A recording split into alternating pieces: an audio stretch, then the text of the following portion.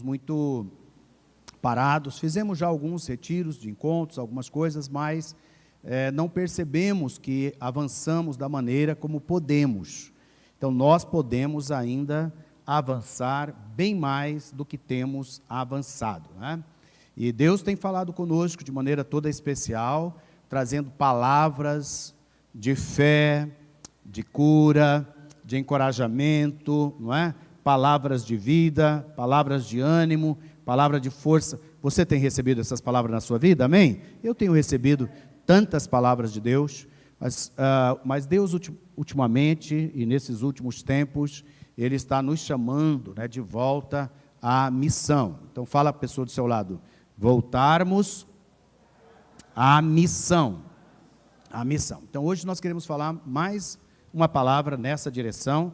Nós queremos compartilhar com você essa palavra que é muito conhecida, né? Uma palavra que a gente chama uma vida com propósitos, uma vida com propósitos. E é interessante porque nós precisamos ser lembrados disso.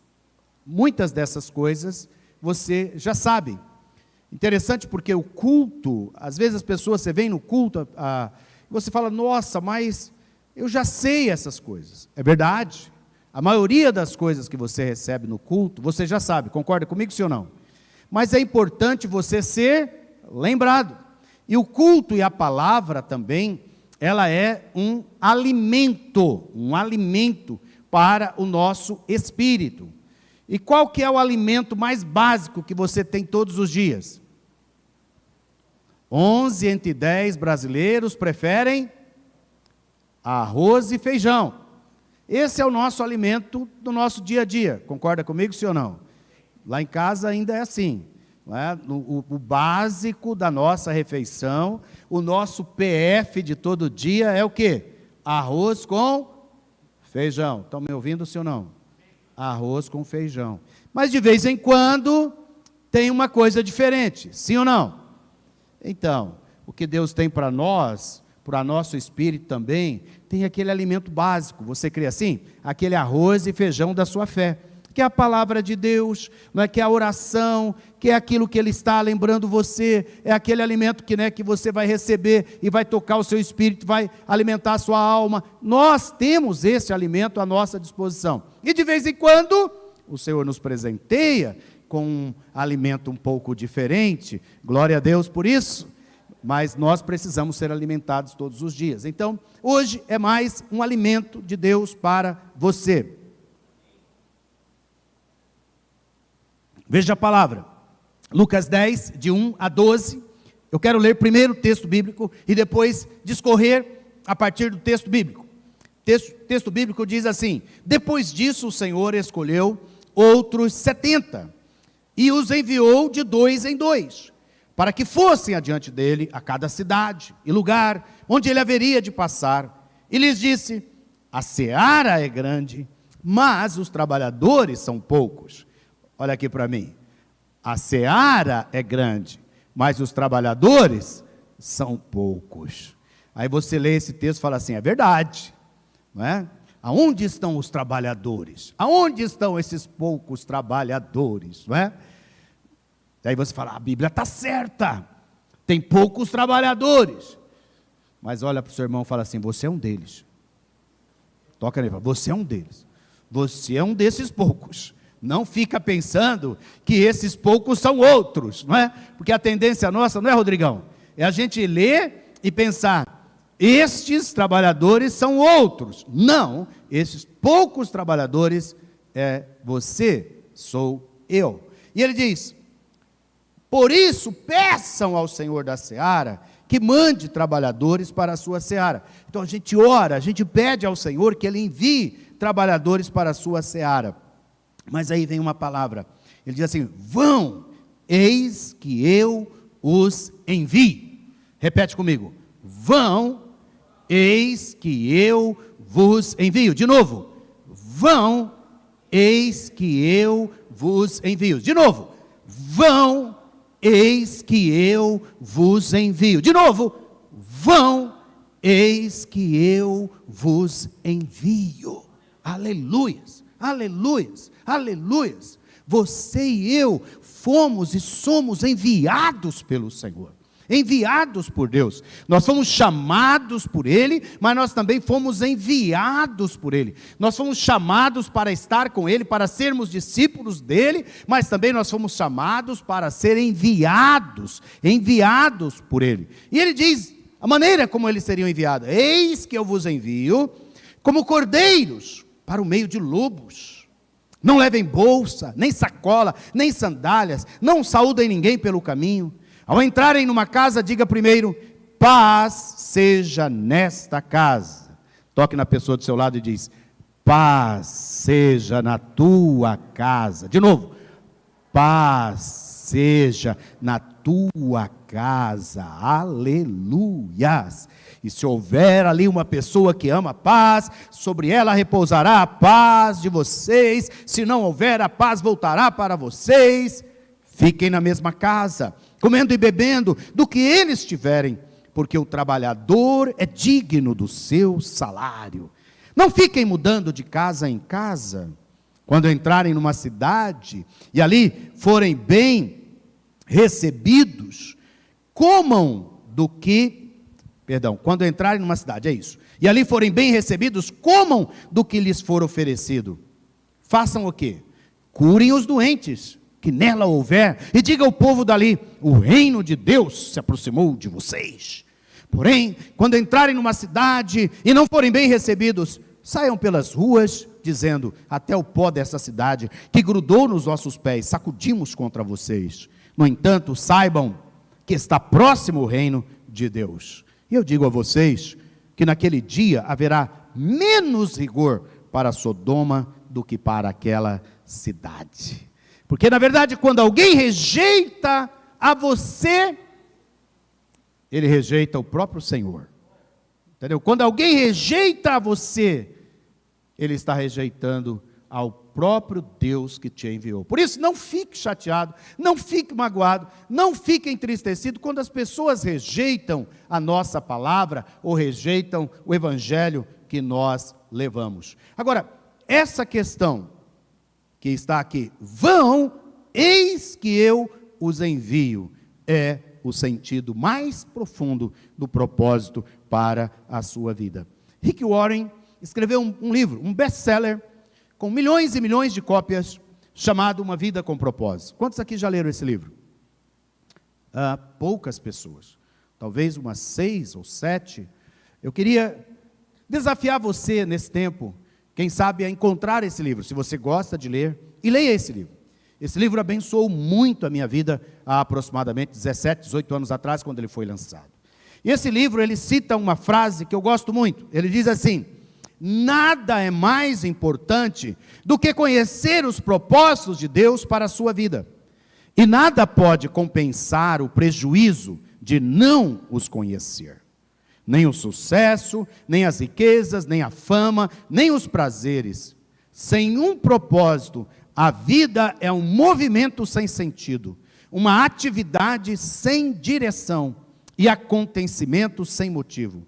Sem um propósito, a vida é trivial, mesquinha e inútil.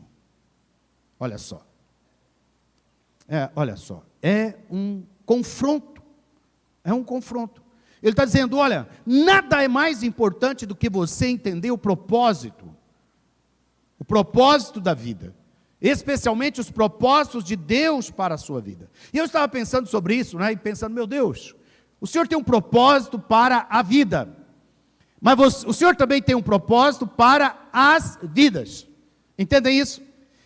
Ou seja, o Senhor tem um propósito geral para a vida, por isso Ele nos criou, por isso Ele nos fez. Mas o Senhor também tem um propósito particular para cada um de nós.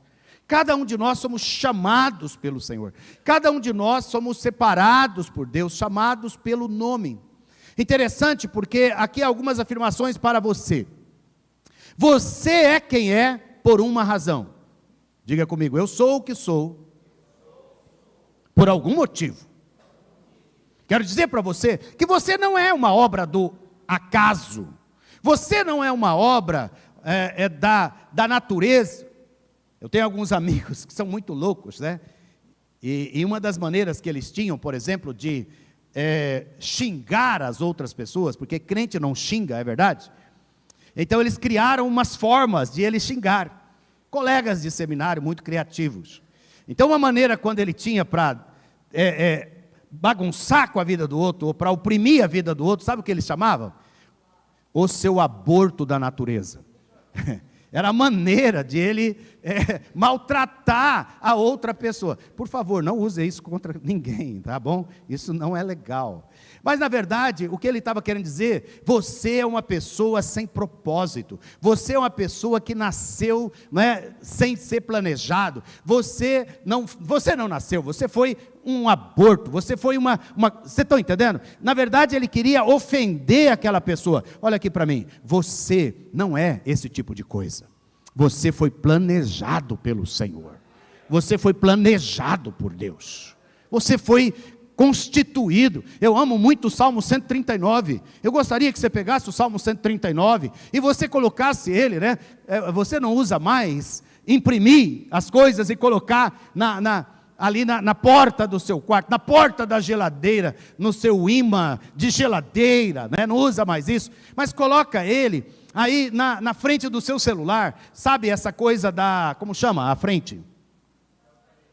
O papel de parede do seu celular, dá um print no Salmo 139, ele é um pouco comprido, printa 3 versículos, e a cada semana você coloca 3 versículos, como o papel de parede do seu celular. Ele é maravilhoso, porque o Salmo 139, ele fala da maneira como Deus nos fez. Ele fala, olha, eu o criei, eu estava com você lá no ventre da sua mãe, quando o gameta, encontrou o óvulo, quando você foi fecundado, eu estava lá vendo a sua fecundação, eu te acompanhei, eu te entreteci como artesão. Ele faz, ele molda as coisas de maneira manual. Eu criei vocês, eu fiz você, eu te fiz no ventre da sua mãe. Oh meu Deus, que coisa maravilhosa. Coisa maravilhosa. E naquele dia que você estiver um pouco triste, naquele dia que você estiver um pouco abatido, naquele dia que você achar que a vida não tem sentido, que as coisas que você está ouvindo são todas negativas, ruins, contrárias a você, leia a palavra do Senhor, receba a promessa de Deus para a sua vida. Posso ouvir um amém? Aleluias. Você faz parte de um plano. Você foi planejado, o Senhor te fez de maneira complexa. Você é uma criação original, preciosa e perfeita, denominada como notável homem ou mulher de Deus. Toca na pessoa do seu lado e diga assim, você é um notável, você é uma notável, aleluia, homem, mulher de Deus, A palavra notável, aqui, a raiz dela, na verdade, é a palavra nobre. Você é uma pessoa nobre. Está entendendo? Você é uma pessoa nobre. Você é uma pessoa que é notada, é percebida. Você é contada, você é contado pelo Senhor. Você não é alguém que não tem identidade. Você é uma pessoa que é notável. Você tem essa aparência por uma razão. Nosso Deus não cometeu nenhum erro. Ele o teceu no útero. Você é exatamente o que Ele quis fazer. Os pais que você teve foram escolhidos por Ele. E a despeito de seus sentimentos, eles foram feitos sob medida para os planos que Deus tem em mente. E esses planos estão aprovados pelo Senhor, aleluias. Não deixa nada roubar, não deixa nada demover os planos do Senhor para a sua vida. Eu sei que a maioria de nós temos muitas feridas paternas, temos muita dificuldade quanto à nossa identidade, quanto ao amor fundamental dos nossos pais. Mas eu vou dizer uma coisa para você, não tenha dúvida, você não nasceu nessa família por acaso, você nasceu ali porque o Senhor queria usar essa família para forjar quem você é. Forjar quem você é. Eu tenho uma família de amigos, são mais ou menos 3 amigos, que eles perderam a mãe muito cedo, e o pai ficou viúvo. E o pai, então, tentou criar essas crianças por muitos anos. Mas ele morava na roça, era ribeirinho, andava com esses filhos, com os barcos daqui para lá, na região de Mato Grosso do Sul, próximo ao Pantanal. Até que chegou um ponto que ele não conseguiu mais criar aqueles filhos. E ele então entregou esses filhos para um orfanato lá em Campo Grande. E toda a família desses meus amigos, toda a família dele foi criada nesse orfanato. E é interessante que eles se tornaram pessoas extremamente resilientes, fortes, não é? Um deles é pastor, muito forte. Outros 2, 3 deles são empresários. O outro não se contentou em viver no Brasil, foi para a Europa e constituiu lá uma empresa, um trabalho muito forte. Você sabe o que eu estava pensando? Que às vezes nós temos pais e mães e não nos tornamos pessoas firmes e fortes e resilientes. Mas olha, se você teve pai e mãe, você teve exemplo para ser firme, forte e resiliente. Se você não teve, você tem maiores motivos ainda. Porque aqueles rapazes, aqueles meninos se tornaram rapazes, se tornaram homens e se tornaram pessoas extremamente fortes. O que eu quero dizer é, não importa onde você nasceu, há um plano de Deus para a sua vida. Há um plano para você crescer, para você avançar, para você seguir, para você realmente, não é, superar, para você cumprir os propósitos de Deus para a sua vida. Não, querido, aquele trauma que você enfrentou não foi fácil, e Deus chorou por aquilo ter lhe machucado tanto, mas foi permitido para moldar seu coração, moldar seu caráter, para que você crescesse à sua imagem e semelhança. Isaías 53 vai falar de Jesus e vai dizer que Jesus é um homem de dores, o homem de dores, experimentado, alguém que conhece a dor. Deus, ele não está alheio à sua dor, Deus não está alheio à nossa dor, Ele passa conosco na nossa dor, mas a nossa dor tem o poder de nos aperfeiçoar. Toda dor gera crescimento. Sabiam disso? Qual que é a linguagem da academia lá, Esdra? Sem dor, sem ganho, não é isso? Sem dor, sem ganho. Olhe para as suas dores como um megafone de Deus, te tocando, falando com você, levanta, saia deste lugar, se cure, não é? A dor é física, se cure, vai atrás, cresça. A dor é emocional, se cure, vai atrás, cresça, avance. A dor é financeira, é a falência, é a dificuldade financeira, é a oportunidade de você se levantar e ir para frente. Quem fala aqui com vocês tem as marcas da dor em todas essas áreas. As marcas da dor no corpo, as marcas da dor na alma, as marcas da dor de uma falência, a marca da dores de rejeições, de traições e de tantas coisas difíceis, mas que elas se tornaram para mim uma espécie de alavanca para que eu continuasse crescendo, para que eu continuasse avançando, para que eu mudasse de nível e de patamar. Olhe para as adversidades na sua vida como uma oportunidade de você crescer como nunca você cresceu. Por quê? Porque quando as coisas estão todas bem, tudo muito tranquilo, qual que é a tendência nossa? Nos acomodar. Nos acomodar. Parar de crescer, parar de orar, parar de ler, parar de buscar, parar, de estudar, parar de romper. Mas quando nós somos desafiados por algo, é a oportunidade de nós crescermos, amém? Quantos aqui querem crescer hoje? Você que está comigo online quer crescer, amém? O Senhor está te dando todas as condições para você crescer. Então a sua dor, ela não é por acaso, você vem sendo moldado pela mão do Senhor. Você é quem é, amado, porque há um Deus. Uma vida com propósito passa por perceber para que Deus o criou, o teceu no ventre da sua mãe, e pode ser resumido em 5 áreas. Primeira, você foi planejado para agradar a Deus. Por isso, querido, olha aqui para mim, Toda tentativa que você faz de agradar a outras pessoas, sem antes agradar a Deus, é frustração. Toda tentativa que você faz de agradar quem quer que seja, que não seja primeiramente agradar a Deus, vai gerar frustração na sua vida.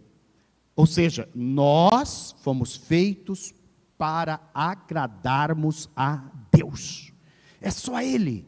E é Ele que nós agradamos. E eu digo a você, quando nós agradamos a Deus, nós nos tornamos também agradáveis às pessoas, sim ou não?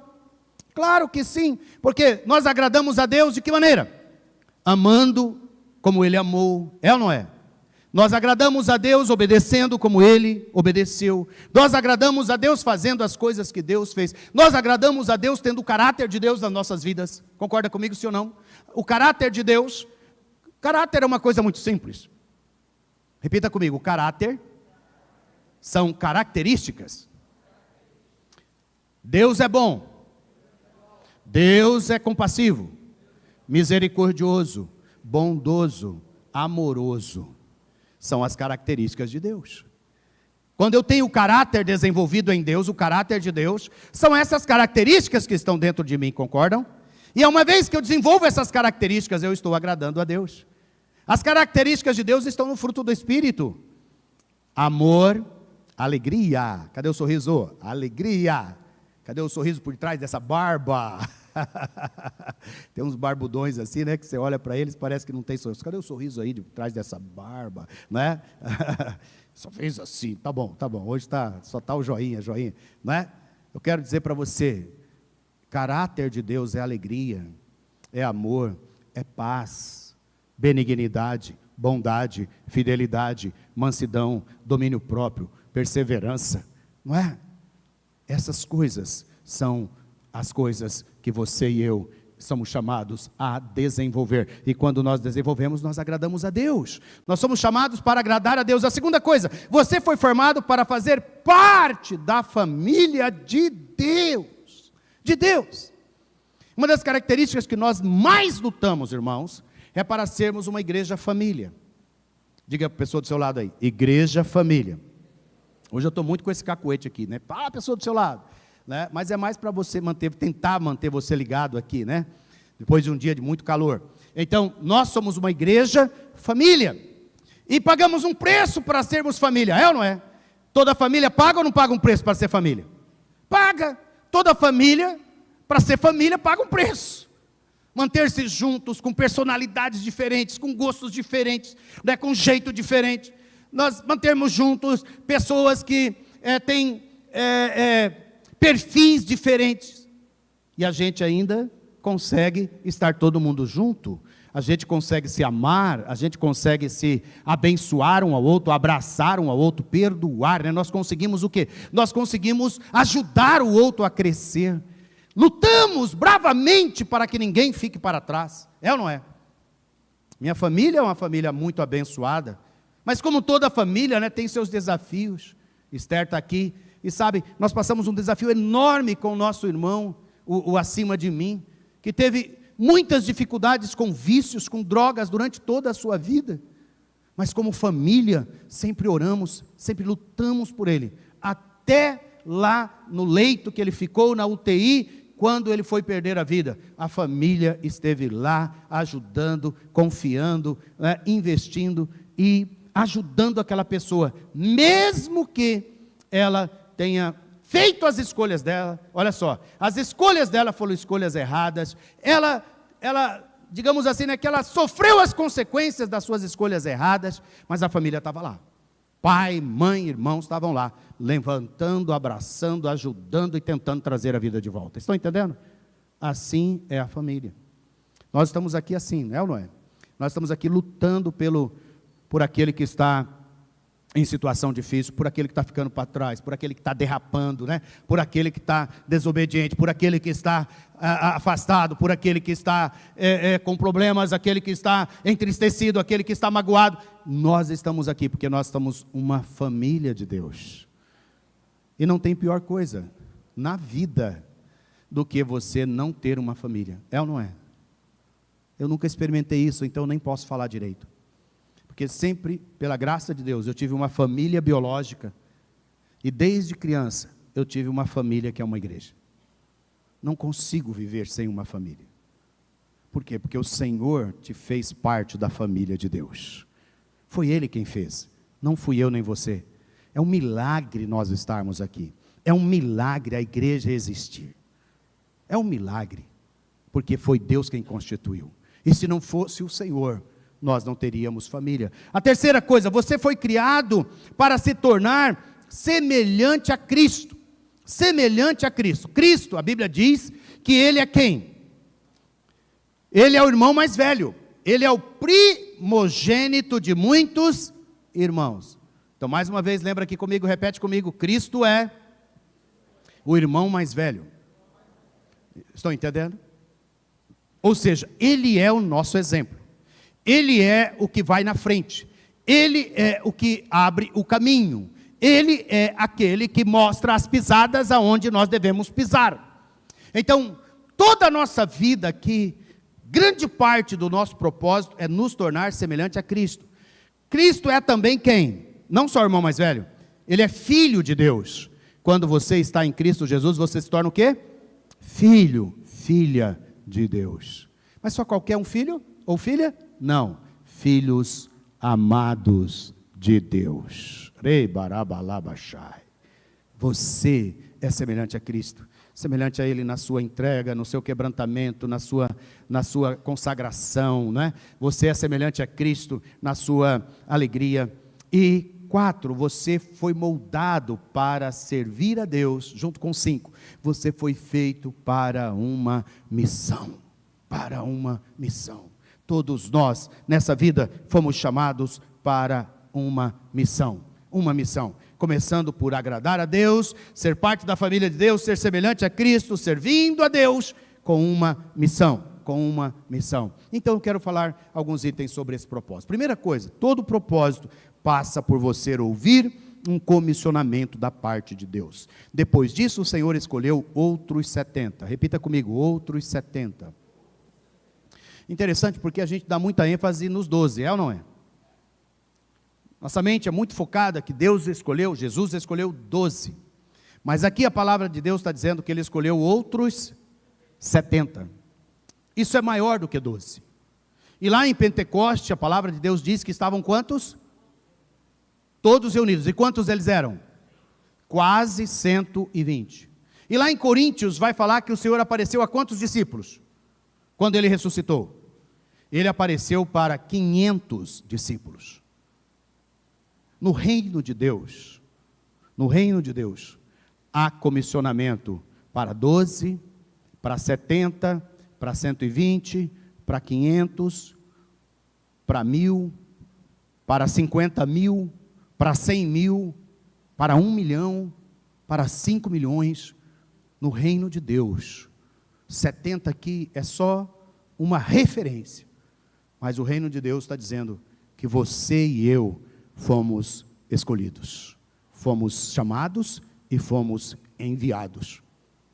Uma das mentiras que Satanás conta para nós é que nós não temos valor, nós não temos sentido, nós não temos propósito nessa vida. Mas você e eu somos povo de Deus enviados. Aí você fala, mas eu sou enviado. É você enviado. Esses 70 aqui, irmãos, eu não tenho tempo aqui para discorrer sobre cada um deles. Os 70 aqui eram pessoas simples, uma parte dele iletrada, outra parte bem letrada, uma parte deles, gente com um determinado equilíbrio, outros muito desequilibrados, alguns pessoas já mais certas, outras pessoas que eram muito erradas, que demônios foram expulsos das suas vidas. Alguns deles eram religiosos que tinham se convertido, outros eram pessoas completamente sem religião que tinham se convertido. O que eu quero dizer para você, que não importa quem você é, não importa a sua história, o Senhor te escolheu. Posso ouvir um amém? Mas Ele não só te escolheu, Ele disse, vão, eis que eu os envio. Amém? E nessa semana, nós estamos sendo enviados para fazer esse retiro acontecer no próximo final de semana. Estão comigo? Amém ou não amém? Esta semana nós estamos sendo enviados para um propósito. E o propósito é encher aquela chácara lá. Encher aquela chácara lá. Entendeu? Nós não estamos com um propósito a tão longo prazo assim. Nós estamos com um propósito a curtíssimo prazo. E esse propósito, primeiro é nós irmos. E segundo, nós levarmos umas 2, 3 pessoas cada um de nós. Porque você foi enviado. Eu fui enviado, não é? O Senhor disse, olha, depois disso o Senhor escolheu outros 70 e os enviou. E não enviou sozinho, enviou de 2 em 2, para que fosse adiante dele a cada cidade e lugar onde ele haveria de passar. Você foi escolhido, escolhida, meu irmão, comissionado, separado por Deus para uma grande obra. Você não está aqui nesse dia por acaso, você não é obra do acaso, foi o Espírito de Deus que te impulsionou para estar aqui neste momento. Cristo está te dizendo ainda hoje, que a seara é grande, e os trabalhadores são poucos, mas entenda, você é quem Deus planejou para esse tempo. Você é quem Deus planejou para esta época, para servir ao Senhor como filho amado, em uma grande missão, com os dons e talentos que Ele te deu. Aleluias, aleluias. Oh, vontade de pegar essa cadeira sua e sacudir, meu querido, porque esse é um tempo que o Senhor quer mexer conosco, quer mover nas nossas vidas. Esse é um tempo da gente parar e sair de toda essa paralisia que o diabo, que o Satanás colocou nas nossas vidas, amém? Esse é um tempo de você e eu revolucionarmos. A segunda coisa, todo propósito, ele será testado. Será testado. Eu sei que não gostaria, eu sei que você e eu não gostaríamos de passar em teste nenhum, é verdade? Se não, você gostaria que tudo na vida fosse muito fácil, muito tranquilo, mas eu vou dizer para você, não é, não é. Nós somos muito testados, todos somos muito testados, mas mais importante do que ser testado, é o que você faz com o teste. Mais importante do que você ser provado, é o que você faz com a prova que você passa nela. Quero dizer para você que não tem como. A palavra de Deus está dizendo, olha, vão, eis que eu os envio como cordeiros para o meio de lobos. Você acha que é fácil ser cordeiro no meio de lobos? Pensa comigo. É pressão o tempo todo, concorda comigo, sim ou não? É estresse o tempo todo. É um corre para lá, é um corre para cá, é um foge para lá, é um, né, acha proteção aqui, foge para o curral, foge para algum lugar, mas tem que comer, aí vai para o pasto, lá tem lobo, lobo vem em cima, corre de novo, vai para casa, se protege, chama os cães, chama os pastores para proteger. Olha só, a Bíblia está dizendo que nós somos enviados como cordeiros no meio de lobos. Né? E cordeiro aqui, o pastor Rodrigo está me lembrando, que cordeiro aqui ainda é filhote, não é nem um cabritão, né? Não é nem uma ovelha, né? É um filhote. Ou seja, meu querido, minha querida, nós vamos ser pressionados nesse mundo o tempo todo. Não estou aqui para te iludir. Mas ao mesmo tempo eu quero dizer para você que o nosso Deus é maior do que todos os lobos dessa terra. Nosso Deus é Ele que comanda os lobos. Uau, aí você fala, mas como que é isso? É sim, Ele tem poder sobre tudo, Ele tem poder sobre todas as coisas, inclusive o diabo está nas mãos de Deus. Nosso Deus é soberano, então quando você está com esse Deus, você é um cordeirinho, mas Ele vai fechar o olho do lobo. Você é um cordeirinho, mas você vai sair ileso do outro lado. Você é um cordeirinho, mas você vai fazer a missão. Irmão, até hoje eu me emociono com algumas coisas muito simples. Ontem à tarde eu precisei vir aqui no prédio da igreja para imprimir as nossas apostilas do curso de maturidade, que não deu para ir para a gráfica, enfim. Vim aqui, tomei um tempo. Enquanto eu estava aqui, eu saí, dar uma volta aqui, orar, fui aqui no fundo. Quando eu chego aqui no fundo, o que eu ouço? uma caixa de som na frente de alguma casa, e um grupo de irmãos com um microfonezinho daquele bem ruinzinho, bem chiado, não é? Meio cortado, mas eles estavam lá anunciando o Senhor Jesus, aqui na rua de trás. Eu olho para essas coisas e eu falo: Senhor, obrigado. Obrigado porque essas coisas me constrangem. Obrigado, Senhor, porque esses irmãos não têm recursos. Esses irmãos não têm o som que nós temos. Esses irmãos não têm os recursos financeiros que nós temos. Esses irmãos não têm a formação que nós temos. Estão às vezes falando um português errado, né? Estão falando as coisas meio sem pé, sem cabeça. Teologicamente não são muito bem preparados, né? Eles só estão lendo a Bíblia e falando: hoje tem salvação para você. Se você crê em Jesus, você será salvo. Olha, e esses irmãos, eu fico imaginando que as outras pessoas passam e ouvem eles e criticam, falam: o que esses loucos estão fazendo? Esse povinho está fazendo. Mas eu quero dizer para você, eles não têm chácara para levar a gente no final de semana. Eles não têm dinheiro para pagar retiro no final de semana. Nós temos. Porque se você tiver convidado e não tiver dinheiro, nós vamos levar da mesma maneira. Porque o Senhor nos provê sempre. E quando nós não temos, o Senhor levanta alguém. Nós temos muitas pessoas generosas, que se hoje falar: eu tenho 20 pessoas para ir no encontro com Deus, e não tem dinheiro, fala assim: quanto que custa? Qual que é o número do Pix que eu vou passar? Ou seja, Deus tem levantado tanto recurso e tantas pessoas. Estão entendendo? Cordeiros no meio de lobos, pequenos. Quando você reúne a sua célula lá longe. Esse dia eu fui numa célula, né? Lá longe. Falei: obrigado, Senhor, por esses irmãos. Simples, mas estão lá proclamando a verdade do Senhor, numa casa, por quê? Porque quando você tem esse propósito, não importa as provações, as dificuldades, desafios, você vai fazer a missão. Todos enfrentamos essas situações e circunstâncias.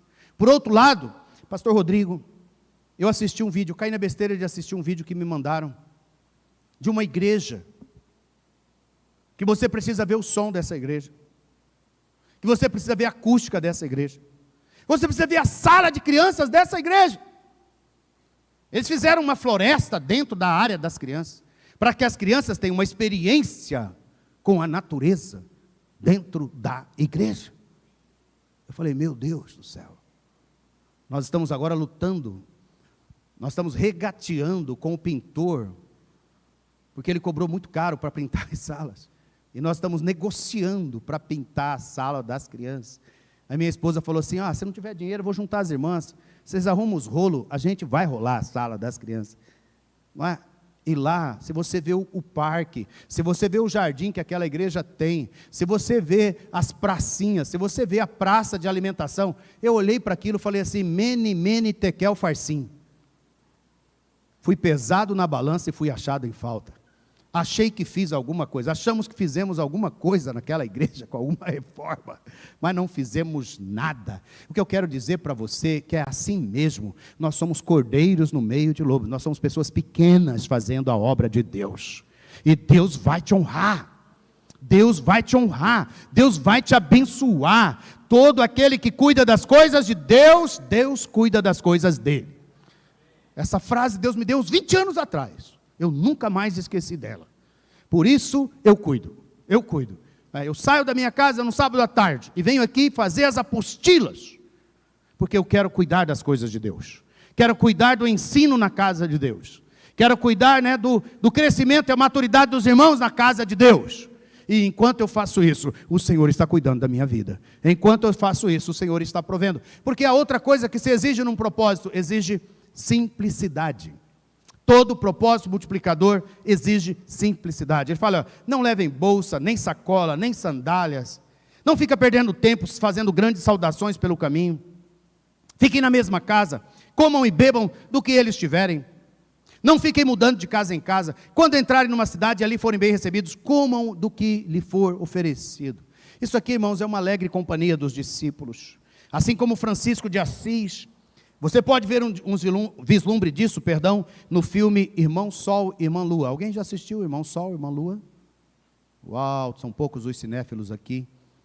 Você está procurando uma nova série para você assistir? Assiste Irmão Sol, Irmão Lua. A história de Francisco de Assis, um discípulo do Senhor. Nasceu em uma família riquíssima, mas renunciou tudo por causa da obra missionária. Até hoje, se você não sabe, os franciscanos, alguém já ouviu falar dessa companhia, os franciscanos?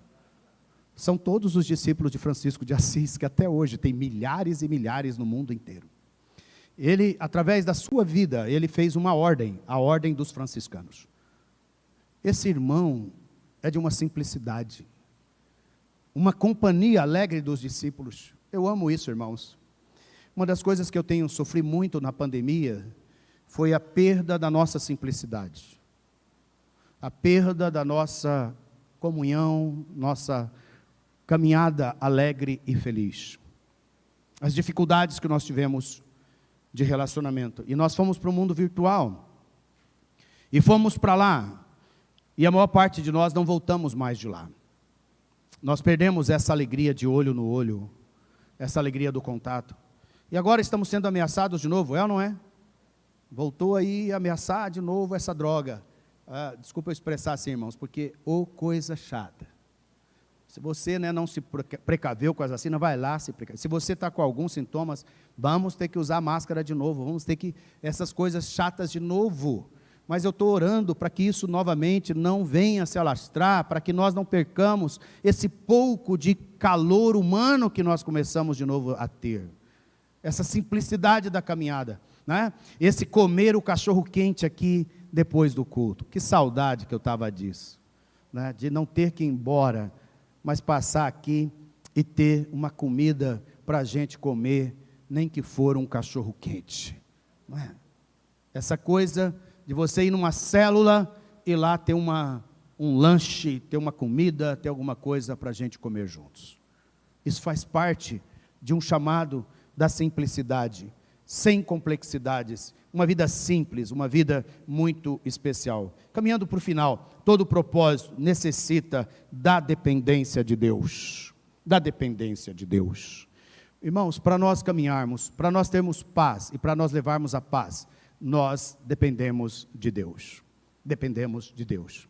Por isso hoje, não queira você olhar para você mesmo. Talvez você está pensando assim: eu não consigo convencer ninguém. Eu não consigo convencer ninguém para vir no culto. Eu não consigo convencer ninguém para ir no retiro. Eu não consigo convencer ninguém. Eu mal estou convencendo a mim mesmo. Mas olha aqui para mim. Você está na melhor posição. Porque se você depender de você, ninguém vai te atender. Porque eu preciso e você precisa depender de quem? De Deus. Você vai fazer o convite dependendo de quem? De Deus. Eu fiz um convite para um senhor, e eu preciso confessar minha incredulidade. Eu imaginei que ele não fosse aceitar. E quando eu fiz o convite para ele, ele falou assim: estamos juntos, pastor. Eu vou nesse negócio. Eu falei: se o senhor quiser, eu passo na sua casa para te pegar. Ele falou: não, preocupa não, eu vou com o meu carro. Eu falei: tá bom, durante a semana eu vou fazer a sua ficha. Às vezes, nós estamos confiados em nós. Às vezes, você não faz o convite porque você acha que você não vai ser persuasivo. Você não está aqui para persuadir ninguém. Nós estamos aqui para ser boca de Deus. Então, faça o convite, não pelo que você está sentindo, nem pelo que você está sendo, nem pelo que você está passando. Faça porque você foi enviado para fazer. Não permita que você perca essa dependência de Deus. E por último, todo propósito tem uma mensagem central, uma missão a alcançar. No caso aqui ele disse: olha, vocês vão curar os doentes que existirem lá, e vão dizer ao povo dali: o reino de Deus se aproximou de vocês.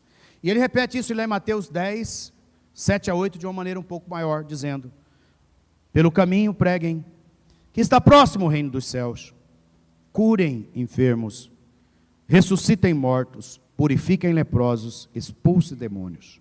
Vocês receberam de graça, portanto, deem de graça. E eu termino me lembrando da grande comissão. Mateus 28, 18 diz, portanto, vão. Portanto, vão. De novo, portanto, vão e façam discípulos. Meus queridos,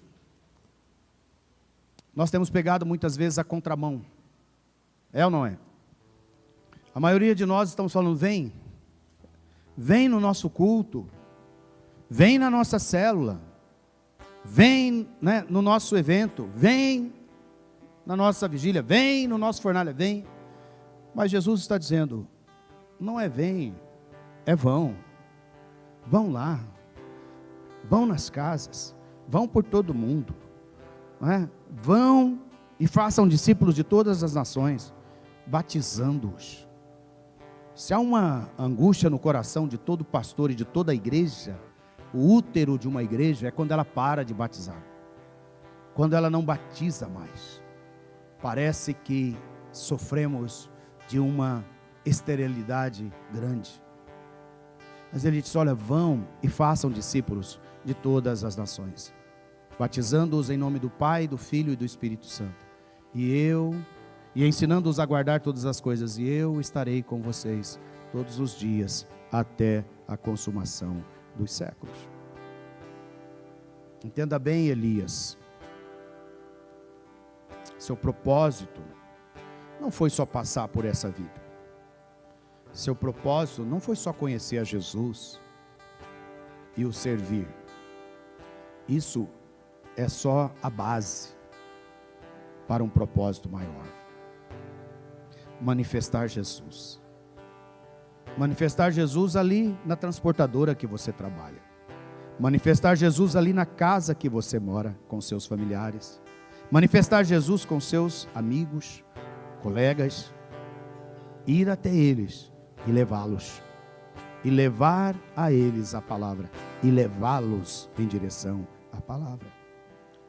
Eu sei aqui que a maioria de nós, pelo menos eu quero crer, que você não está preocupado em acumular riquezas.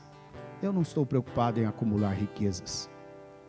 Não esteja preocupado em acumular riquezas, nem acumular bens, ou fazer fama, ou fazer sucesso. Todas essas coisas são passageiras. O propósito é eterno. O propósito é eterno. Eu costumo dizer e repito, e repito, e repito, e repito, e repito, e repito, e repito. Só tem duas coisas que vão para a eternidade: pessoas e a palavra de Deus. Pessoas e a palavra de Deus. Você já viu alguém quando morre, lá no velório, ou ali no cemitério, e aí as pessoas vão falar da outra pessoa? Elas chegam e falam, está aqui ciclano de tal. Ah, ele teve 5 empresas. Uau! Ele teve 1.500 funcionários. Uau! Não é? Oh, ele construiu tantos prédios. Ele fez tudo isso. Você já ouviu isso? Eu nunca ouvi. Eu nunca ouvi. O que eu ouço as pessoas falarem são das virtudes interiores, do caráter, daquilo que está dentro, que foi de dentro para fora. Está aqui alguém que é generoso, que entregou a sua vida pelas outras pessoas. Está alguém aqui que foi fiel, que foi leal. Está alguém aqui que sempre se esforçou para ser uma pessoa de bem, verdadeira, honesta. Não é isso que você ouve? Alguém aqui que se entregou pela sua família, ou por uma causa, ou por algo assim. Porque é isso o que permanece. E se eu morresse hoje, o que as pessoas diriam de mim? O que as pessoas diriam? Se você morresse hoje, o que as pessoas diriam de você? Especialmente as pessoas mais próximas que te conhecem. O que elas diriam? Ontem eu fui surpreendido por um dos discípulos que Deus tem me dado. Quantos anos, Rodrigo? 17 anos? 15 anos que caminha comigo. Ele escreveu algo. E ele escreveu 17 coisas, 17, fala isso com muita humildade, 17 qualidades.